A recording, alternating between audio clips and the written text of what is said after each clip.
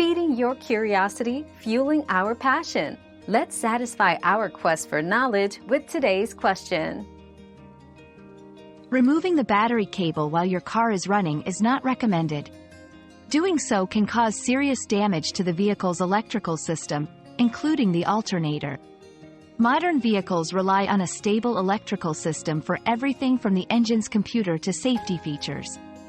Removing the battery could lead to voltage spikes, potentially harming electronic components.